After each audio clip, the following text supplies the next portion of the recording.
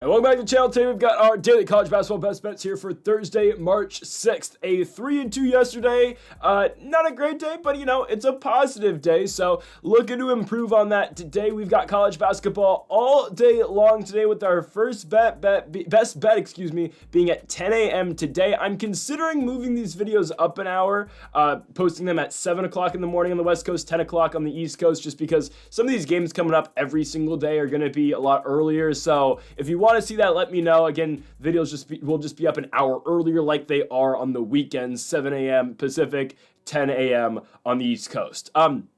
And again, we got more conference tournament play today. We're going to go over all of that. And before we get into the best bets, folks, make sure to hit that subscribe button down below for some more daily college basketball best bets here on the channel. Later today, we will have our NBA predictions. There are 6 games today in the National Basketball Association, so make sure to check out that video later tonight on the channel, or today on the channel. And also make sure to go check out our UFC 313 predictions. Alex Pereira, Magomedov live in the main event this weekend from the T-Mobile Arena in Las Vegas, Nevada. It is the first video on Greedo Plays MMA, so make sure to check out that video on that channel. Again, that is linked in the description down below. So subscribe to Greedo Plays MMA and subscribe to this channel, Greedo Plays, as well. We go on to our first game and we start in Arch Madness, 10 a.m.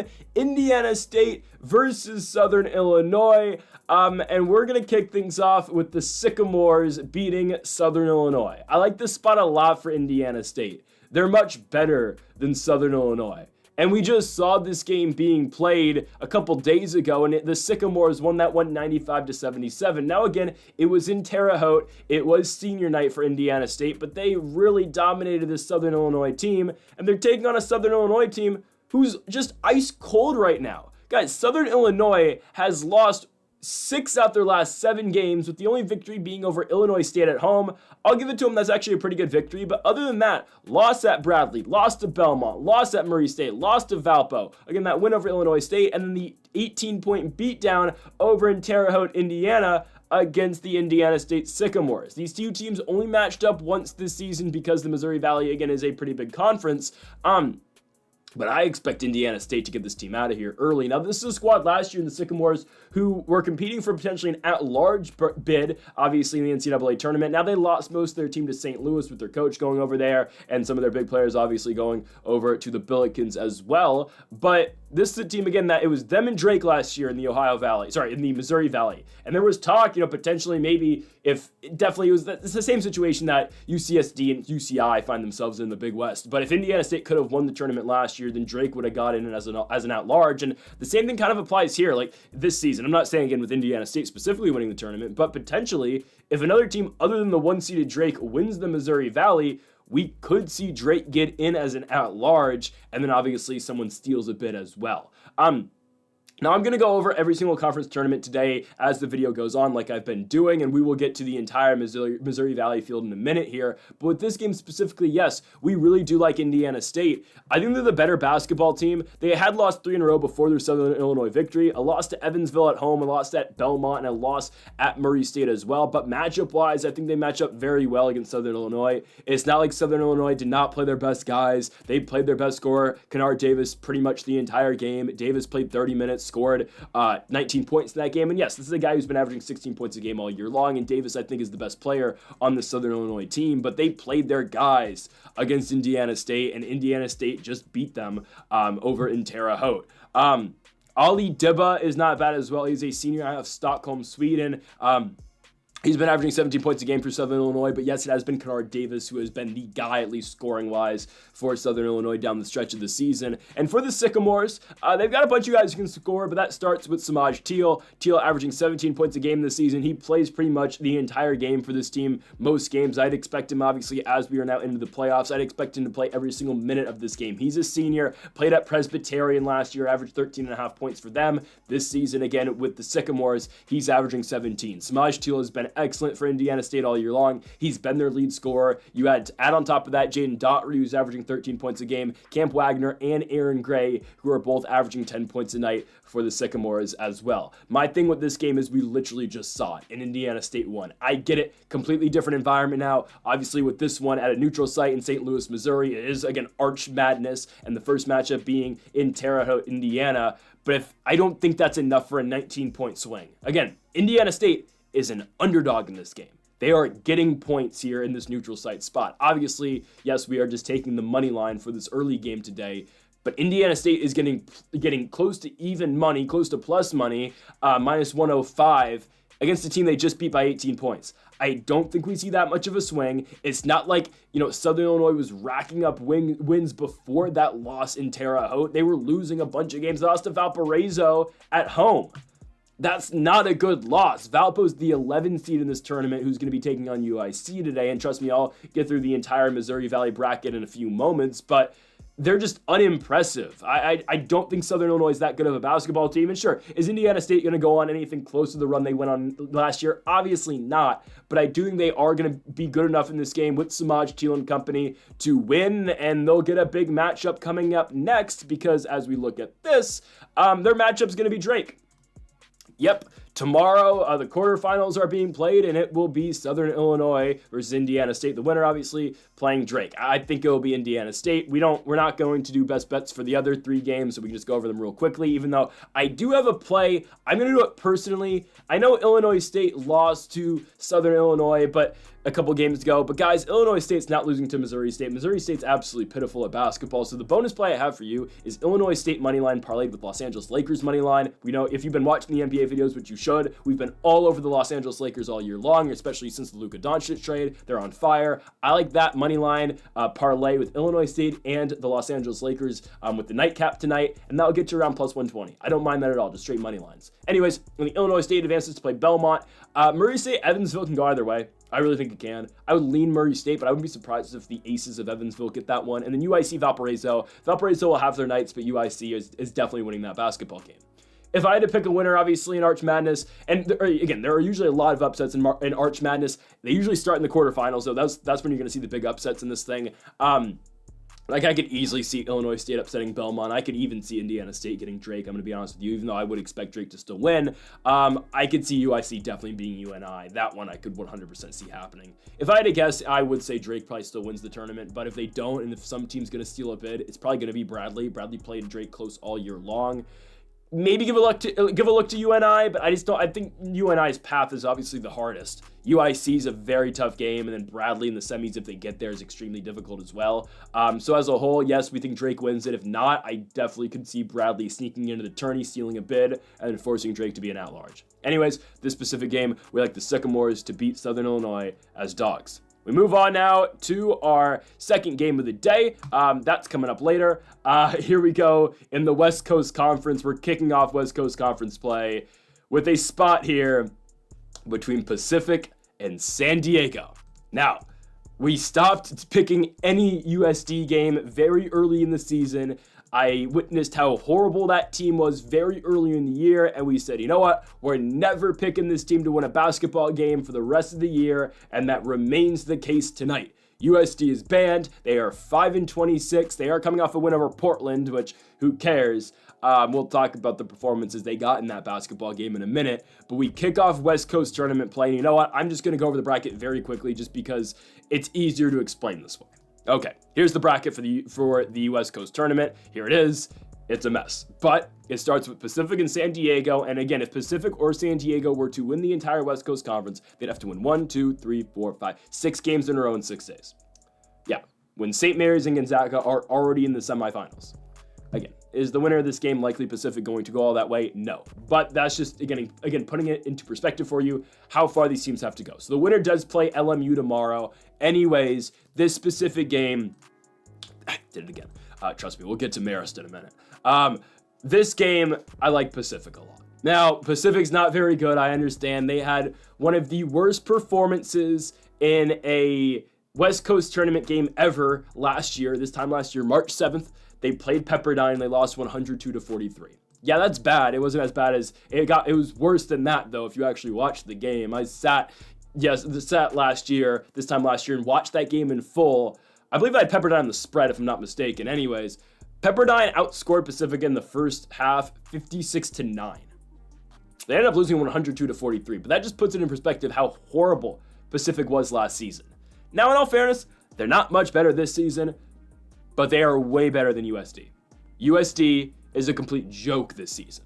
They are what Pacific was last year. Now, you're not going to see that blowout like you saw last year because, again, this Pacific team is not as good as last year's Pepperdine team, but at least Pacific was respectable this year in the West Coast Conference. They won 9 games. Sure, they're coming off 4 straight losses, but Oregon State, San Francisco, Portland, Santa Clara, all right, who cares, right? Their wins this year in the West Coast Conference. They did lose the first matchup to USD on the road, but I expect them to get this one this time around. They were 4-14 in the West Coast Conference, but their wins, Washington State on the road. They swept Wazoo, beating them the second time over at Pacific. They beat USD at home, and they went to LMU and won as well. For San Diego, this is a 2-16 team in conference. They won their senior night game against Portland on Saturday. The only other victory, yes, is Pacific at home. That was their first game of West Coast play. They then proceeded to lose 16 straight. Sure, they're coming off a victory, but they got a very great performance out of Cody Cluett, playing his final regular season game, playing his final game in San Diego. He's a guy who averages 9 points a game this season. He went out there tonight and he went out there on Saturday and dropped 35 points. Great. USD beat Portland. They're not going to win back-to-back. Guys, San Diego doesn't have a qualified scorer who averages more than 10 points a game. Their best player, KJ Bradley Jr., has been out since early January. We'll see if he plays tonight. It's not like that's going to make too much of a difference. He does average 14. Other than that, they don't have a player who averages more than 10 points. Tony Duckett averages 9.5. Steven Jamerson II averages 9.5. Santiago Truitt averages 9. And then Cody Cluett, who we just talked about, who went off in the Portland game, averages 9 points a game. Pacific's not that good, but they're better than San Diego, all right? It's the lesser of two evils. I don't expect USD to win a game in conference, and honestly, in conference tournament play, and honestly, I could see Pacific beating Loyola Marymount. That's when they could actually get. Now, would they go anywhere past Loyola Marymount? Definitely. Oh, they get Washington State. They beat Washington State twice this year. Pacific low-key has potential. They won't get past the San Francisco or a Gonzaga, obviously. But low-key, Pacific could make a run. Because it lined up, these are all the teams that they beat in the regular season. San Diego, Loyola Marymount, and Washington State. They get them 3 days in a row. They probably won't get past LMU, but I wouldn't be against them tomorrow beating Loyola Marymount. Just saying, Pacific's actually got potential. San Diego does not. We're going to take the Pacific Tigers, who are led by Elijah Fisher, Elias Ralph, and Lamar Washington. Fisher with 16 points a game, Ralph 15 a game, Lamar Washington 13 a game. We like the Tigers to win and advance to the next round of the West Coast Tournament as they take down USD over in Las Vegas. We go on to our third best bet of the video. I accidentally clicked on this twice, but tonight, guys, we are hate watching the Marist Red Foxes, okay? Marist is about to go on the ultimate hate list alongside UC Riverside. Now, in all fairness, nothing is going to compare to the hate I have in my soul for UC Riverside. But again, that's neither here or there. Marist is climbing that ranks. Now, again, it's not UCR, but still, and shout out to, again, I will give Riverside their props. They hit for us the other day against Hawaii, right? So, right on. Go Highlanders. Go cesspool. Anyways, Marist versus Merrimack. Guys, Marist is not winning this basketball game. I have watched Marist back-to-back games put up stinkers. This team is horrible. They're awful. They let St. Peter's come into town and bitch them. No, Marist is dog crap. This team is so bad. They scored 52 points against St. Peter's. Guys, I don't... Josh Pascalari, man. Pascalari. This guy's their leading scorer. He averages 16 points a night. He put up one of the most embarrassing performances I've ever seen in the St. Peter's game. This guy played 40 minutes. He scored 9 points. He went 0 for 8 from beyond the arc. He was horrible. 3 for 16 from the field. What are we doing? You're this team's leading scorer. Merrimack's not horrible. They're really not. Guys, the Merrimack Warriors, a 13-6 team in conference. 13-6 team in conference. If they can win this game over Marist, they will get the 2 seed in the MAAC tournament that starts, I believe, on Tuesday. There you go. This is their final game of the MAAC. Marist has won more against the Mount of St. Mary's over the weekend. But, right, Merrimack can climb here. They can get to the number 2 seed, which is obviously much more favorable position than the 3, because I think you get the winner of the 7-10 game, I think. Yes, it's the 2. The 3 seed automatically just plays number 6. So you're going to get to play a team that just played the day before if you do get the 2 seed. So it's a big boost if MAAC can win this basketball game, and that's what's on the line. It's the number 2 seed tonight. Ultimately, Marist's game on Sunday, regardless of the outcome tonight, doesn't really matter against the Mount. If they can win tonight, they're going to be 2. If they don't win, they will be 3, right? MAAC, they've split their last 4, losing to Sacred Heart by 1 point. Lost the first game to Marist by 1 point. But in the last 4, right, lost Sacred Heart, win over Iona, lost against Ryder, and then win over Quinnipiac. Just, guys, the way Marist is playing, this is the ultimate fade. I'm serious. Marist is a first-round exit. They are 100% a first-round exit. Who do they play right now in the MAAC first round? 1, 2, 3, 4, 5, 6, 7. They play the winner of Sacred Heart, who just beat them, and Ryder.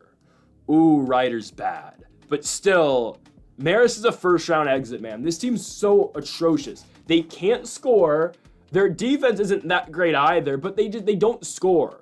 Yeah, sure, that's most of the MAAC, I'll be honest with you. But MAAC actually does have some high-scoring games, kind of. Their last 3, they've been scoring more. Yes, they were the team that beat St. Peter's 48-37 earlier this year, but whatever, they won that game. First game against Marist was 61-60. Taking the Warriors and MAAC, because they actually have a competent scorer on this team. Guys, this game's going to come down to the star players, which, you know, is what it is. I mean, with star players in the MAAC, but Adam Clark can make the case to be the best player in this conference. He can. The 5'10 sophomore scores. He averages 20 points a game this season for MAAC. Second year with the team. Got in the last 3 games, 27 in the Iona win on the road, 26 in the loss to Ryder, 20 in the victory over Quinnipiac. He only played 26 minutes. Adam Clark's the best player on the court. You compare him to what Pascalari's doing. Yeah, I'm going to take Adam Clark. I don't like what Marist has, with Pascalari being the number 1. Elijah Lewis just JCR, they call him. Jaden Collins-Roberts, as their announcers always call him. I don't know if that's just a hometown thing. I assume that's just what the Marist commentators call him.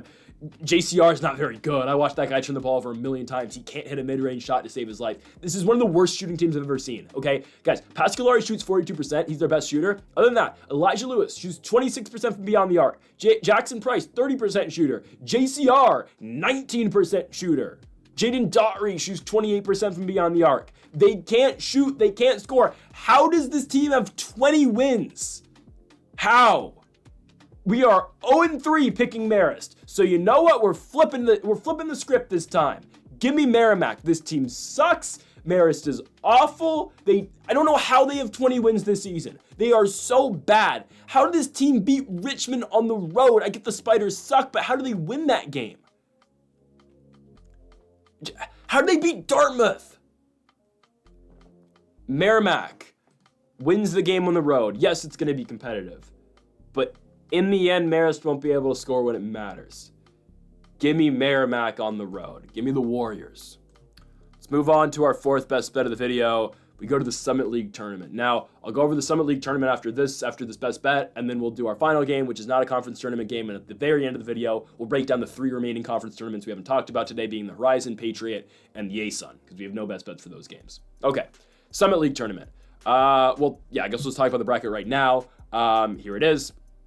Here's the Summit League. Okay, so the matchup we saw yesterday, we accurately predicted that one, -5.5 for the Roos against Oral Roberts yesterday. We had Kansas City winning, and they did exactly that, and they covered. They won by 17 points. So now they get put into a matchup today against Omaha. As you can see, the quarterfinals are being played today and tomorrow. So the 1 and 2 seeds get to play today, and then obviously NDSU and South Dakota, SDSU and North Dakota have to play tomorrow. So today is Omaha versus Kansas City and St. Thomas versus Denver. I expect the Tommies to run right through Denver. I know the Tommies have struggled a lot this season in games that they should win, but the Tommies should run right through that basketball team.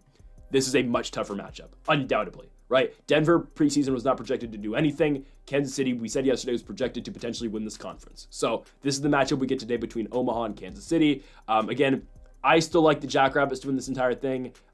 The Bison are very good too. Trust me, got to see that team in person this year with Jackson Money and company and Jakari White. That's a good basketball team. We can't, again, we talk about the stars of the summit. We talk about Jakari White. We talk about Jackson Monty. We talk about Oscar Clough for South Dakota State. And we got to talk about Omaha, Nebraska's star, and that's Markel Sutton. Markel Sutton can play, guys. He's a good basketball player. He really is. And I expect him to lead Omaha, Nebraska to a victory tonight. I don't think they are a one and done. In the past in the Summit League, We have seen the number one team lose to the play-in team before. Now, honestly, I don't know if it's happened recently. The one that pops up in the top of my head is when South Dakota State was Mike Dom's senior season, which, God, that was COVID year. So, no, was it COVID year? I think it was COVID year. No, year before COVID year, because they played Texas in the NIT. It was Skylar Flatten's senior year. It was Mike Dom's senior year, David Jenkins before he transferred to UNLV and then Utah. It was 2019. South Dakota State lost. Western Illinois won the play-in round back when they were still in the Summit, and they got in the 8-9 game, and they beat SDSU, who was very good that season, projected to be a 12-11 seed. And again, Western Illinois parlayed their momentum in the first game that they won in the play-in into a victory on the second night. There's a possibility of that happening tonight. Now, I remember Western Illinois at the time was like a plus 14.5 point dog, and somehow they beat the Jackrabbits. It was atrocious, not going to lie. But that's the potential Kansas City has tonight. Don't get me wrong. They 100% do. But I think at the same time, the books and everyone is underestimating Omaha, Nebraska so much tonight. The Mavericks are not that bad, man. There's a reason they have the 1 seed. They went 13-3 in conference play this year. As a whole, they were 19-12. Sure, again, out of the teams in the Summit League, St. Thomas, Minnesota, South Dakota State, and North Dakota State. The Tommies aren't eligible to get in the tournament. But anyways, South Dakota State and North Dakota State, if they get in the tournament, they're going to be a probably 14 seed, maybe a 15. Omaha's going in the first four. Let's just be honest. Their non-conference was horrible, right? We've been saying this about the Mavericks. This team played a horrible non-conference schedule. They lost to Southern Utah. They lost at home by 18 points to Alabama State. They lost to Albany Christian. They lost to Montana State. They got blown out at UNI. Sure, this team has turned around when they started conference play, and it actually all started with a non-conference game, their final non-conference game, which they win over the Cal Poly Mustangs. They got that game at home in Omaha, and they haven't looked back. They only lost 3 games this year in the Summit League. None of which were to Kansas City. You play everyone twice in the Summit. They lost to South Dakota on the road, lost to South Dakota State on the road, and they lost to the Tommies of St. Thomas on the road. I think Omaha and their trash cans, that's their thing. They bring trash cans. I think they beat the Roos. And again, we talked about Markel Sutton earlier. He potentially is the player of the year in the Summit League this year because the guy got his team to the number 1 seed in the Summit League tournament. They won the regular season championship, something that they were not projected to do. Sutton averaged 19-8 this season. JJ White has been a big-time player for them all year long. Hit a big buzzer beater down the stretch of the season as well. JJ White averaging 13. Tony Osborne averages 12 points a game as well. This is a good Omaha Mavericks team. They're playing with momentum. They're playing with swagger, if you want to say. The hell they got on Sports Center a couple weeks ago because they had the outrunners of AEW who are challenging for the AEW tag team titles this Sunday on the pay-per-view. Anyway, they had the outrunners come in there and do, they did elbow drops in the trash can in the locker room, right? It was a big, Omaha's playing with momentum. They have gone kind of viral as well, and I don't think the Roos stunt that momentum. Yeah, they beat Oral Roberts. We expected that to happen 100%.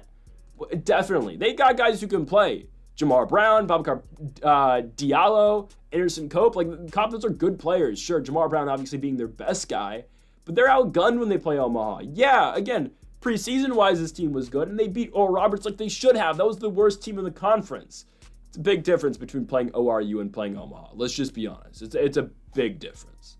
Omaha is the better basketball team the 2 times they played this season. In Omaha, the Mavericks won by 19. Second time around in KC, Omaha won the game by 12 points.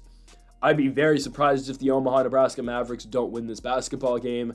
I heavily expect them to get this one done. And we're going to take Omaha here, obviously in Sioux Falls, South Dakota. KC playing the first 2 games of the Summit League tournament. To win this one, I'm taking, again, Omaha, Nebraska, the 1 seed. We like St. Thomas, Minnesota to likely blow out Denver later in the night. But yeah, give me the Mavericks to move on to the next round where they will take on the winner of the North Dakota State Bison and the South Dakota Coyotes. Again, give me Omaha, Nebraska here in the first round, second round now, I guess, of the Summit League tourney. We go on to our final game of the night. We go to the American Conference. It's Rice and Wichita State. So yes, our final game is actually at 5 p.m. today, but if you are playing our parlay, which hopefully hits in the first half with Illinois State and the Los Angeles Lakers, you got the Lakers to watch at 7 p.m. tonight. Anyways, so our final college game comes at 5 o'clock. It's in Houston, Texas. The Rice Owls taking on the Wichita State Shockers. I know it's kind of an odd pick, I'll be honest with you, because we have all these conference tournaments being played. We have a big game in the Big Ten today between Michigan State and Iowa over in Iowa City. But I did decide to settle on this one. I was thinking about picking CSUN to go to that cesspool and win tonight, but I don't feel great about that. Instead, yes, we're going to take the Shockers to go into Rice and shock the Owls. Now, I don't think this is too shocking of a pick. All right, I'll stop. But shockingly, I'm taking the Shockers. Guys, Rice has just been bad. Like, I don't think they changed their fortunes tonight by beating Wichita State. This is a 4-13 team in conference this year. Yeah, they blew out Tulsa, but like, anyone can beat Tulsa. Wichita did lose to Tulsa, but still, they lost at Tulsa, all right? Tulsa on the road's not very good, okay? So Rice's 4 victories in the conference this year are Tulsa twice, Charlotte, who we know is horrible, and East Carolina on the road. They're 4-13. I don't care how disappointing Wichita State's been this season. They're not losing this game. They're not. They are coming off back-to-back losses, but that's against UAB and North Texas. Those are good teams. Well, especially UAB. North Texas, they'll play too, but I mean, UAB's a better team, I think personally. They're both 2-3 in the conference. Actually, I think North Texas has a better record, but personally, I think UAB's better. At least when we get to the conference tournament, I think UAB's going to be a bigger threat, obviously, to Memphis. And again, all these teams in the American are going to try to steal a bit away from the Tigers. But Wichita State, right, back-to-back losses to 2 really good teams. Prior to that, a big winning streak, 6 games. They beat Charlotte, they beat USF, they beat UTSA, they beat Memphis in overtime. They beat FAU on the road, and they beat Tulane at home after that. Yeah, they went on their skid. They lost 4 in a row, East Carolina, Memphis, Tulsa, North Texas, whatever. And again, those 2 losses going into this game with Rice, they don't concern me. Those are good teams. They lost to North Texas on the road by 2 points. UAB at home by 8. All right. Again, I think Alabama, Birmingham, I think the Blazers are better than the Mean Green. I think they're both really good in the American, but I do think UAB's the better basketball team. Wichita State, the Shockers are led by Xavier Bell, who's averaging 15 points a game. Corey Washington averages 14. Justin Hill averages 12. Quincy Ballard, their center, averaging 10 and 9. He's been big for them this season. For Rice, guys, again, just disappointment all year long. Trey Bornox averages 12.5. Caden Powell averaging 10. Kellen Amos averaging 9 points a game as well. Powell's led them in scoring the last 2 games with 19 and 12, respectively, in those games. This is the second worst team in the conference. It's Charlotte, then it's Rice. The Owls don't have much to play for. Yeah, it's their final game. Oh, will they go out the bang? Maybe. But Wichita needs to pick up some momentum before going to the American Conference tourney. They finished the year at home against Tulsa. They should probably blow out Tulsa. But they got to get another one here. And I think in terms of the value, I like it. It's not like you can go into the Tudor Fieldhouse over in Houston, Texas is some rowdy environment. You're going to play Rice. People are probably studying, right? I think Rice is an academically really good school, if I'm not mistaken. Wichita State at -120, I really like it. I think they go to Rice. I think they dominate this basketball game. The Owls haven't really shown anything all year long. I think Wichita goes in here and kills them. Give me the Wichita State Shockers to run in to Rice and run out with the victory. Wichita State on the road. That's our final best bet of the day. But first, before we end the video, let's go back again to our 3 final conference tournament tournament conference games for today.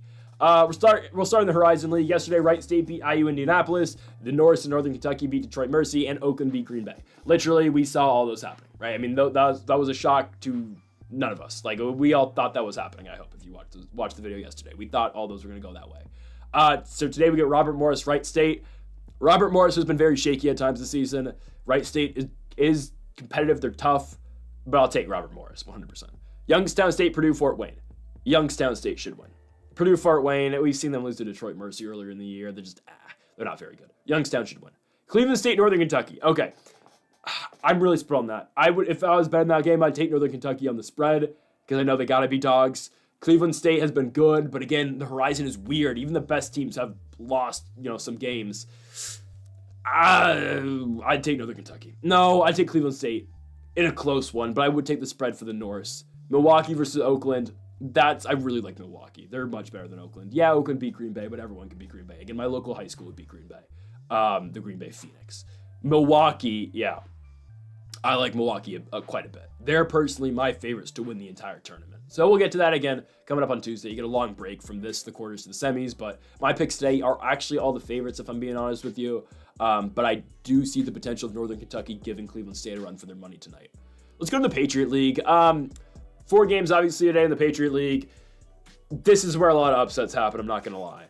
Bucknell's the 1 seed, is not a dominant force. Do I think Loyola Maryland beats them? Actually, yes. I think Loyola Maryland playing with some momentum. Yeah, they almost lost to Lehigh, But I'm actually going to take Loyola Maryland to beat Bucknell. That might be a hot take, being Noah Williamson and the guys over at Bucknell. But I've watched Bucknell this season. Yeah, they're the best team in the Patriot League. But I mean, what was their record? They were 13-5. They're so beatable. American's the best team, personally, I think. So give me Loyola Maryland to pull off the upset. Boston versus Navy. I'm going to take BU. I think they're better than Navy. I was thinking about putting that in the video today, but I decided against it. Give me BU to win that game. So setting up for a 4-8 matchup in the semis. American Lafayette. I think American's probably the best team in the conference. They're my current favorite to win the entire thing. Colgate Army, hear me out, give me Army. Army can shock you. They're not going to put a run together because they can't put together more than 2 good games, but they can win one and they can shock you. I know they're at Colgate, but I actually am going to take the Army to go on the road and win that game. So 2 underdogs I'm picking in the Patriot. Again, these are not best bets. These are just my thoughts about these games because I want to talk about them. I've got Loyola Maryland versus Boston University and American versus Army in the Final Four. So that's what we got going on in the Patriot League. And then we close things off with the A-Sun. So we're down to the Final Four in the A-Sun. Again, they're going to crown a champion on Sunday. So here's the Final Four. Lipscomb versus Queens. Queens is not eligible for the NCAA tournament.